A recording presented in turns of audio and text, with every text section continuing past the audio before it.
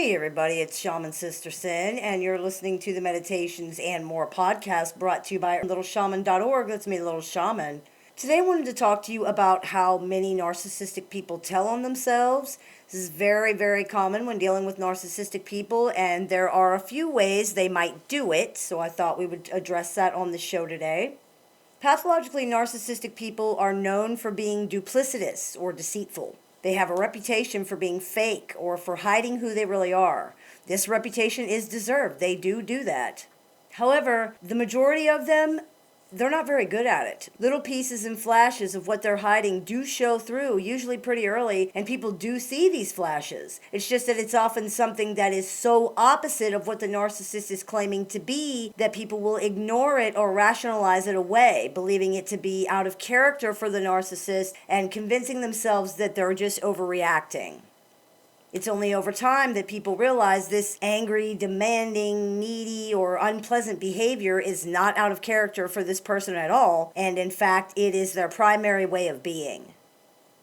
It's true that narcissistic people make a very deliberate attempt to present themselves a certain way to other people, and this is often not a reflection of how they really are at all. But most people do notice certain things that don't add up or don't jibe with the rest of the picture. For instance, someone might boast, even on a first date, how wonderfully they treated all of their exes, but they might also use derogatory language about these people or make inappropriate or off-color remarks about their exes throughout the night. These are things that don't really go with the whole Mr. or Mrs. Wonderful picture of themselves that they're trying to paint. This is one of the ways narcissistic people tell on themselves, by saying and or doing contradictory things. This should not be ignored, because if someone is doing that, it means at least one of the things they're saying is not true and may be an indication that the person is hiding something or that they have some type of perception problem. Another way pathologically narcissistic people may tell on themselves is by just blurting things out that have nothing to do with anything. When my kids were little, I remember that they were wrestling in the hallway, and I went over and I said, "What are you doing?" And my oldest daughter, who was 5 or 6 at the time, just blurted out, "I didn't cut her hair." So of course I'm like, "What?" So I look over at my youngest daughter, and all her hair has been cut off. Apparently they were playing beauty parlor before they started wrestling. This is similar to the way many narcissists behave. They simply blurt things out. It usually indicates something they've done wrong or feelings that they have for themselves. For example, an innocent question may provoke a very hostile reaction with the narcissist saying, "I'm not lying," even though they haven't been accused of anything. Of course, this makes many people suspicious, and it just turns into a bigger and bigger problem. It's like with my daughter. When I said, "What are you doing?" she blurted out the thing that she had done wrong, even though I didn't even know anything about it. Narcissists behave the same way a lot of times. A third way that a pathologically narcissistic person can tell on themselves is with projection. That is to say, they will accuse other people of what they are doing or what they are feeling. Projection is generally a core feature of any type of narcissism. It's very, very common.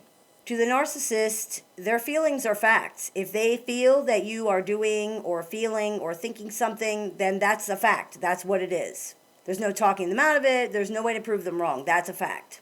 When they are confronted by things they find uncomfortable or hard to deal with about themselves, such as feelings about themselves that are painful or things they know they shouldn't have done, they often deal with these things by projecting them onto other people. "I didn't do that, you did that. I don't feel that way, you feel that way." In this way, they avoid the feelings that accompany these things and deny the existence of them all in general. Denial is the narcissist's armor, and all of this is part and parcel of their overall denial problem. In the end, no matter how good narcissistic people may seem at hiding who they are, something always shows through, and people usually know pretty early on that something's not right. Make sure you trust your instincts here. If something doesn't add up, don't ignore it. What doesn't seem like a big deal now could be a really big deal later. That doesn't mean you have to make a big deal out of it. You might not choose to call the narcissist on it at all, and you don't have to. It might be better if you don't in some cases. But make note of it. Don't ignore it. Don't just rationalize it or push it away. The last thing the narcissist in your life needs is a partner in their denial. And remember, as always, the only way to cleanse your life of this craziness is to just stay away from it.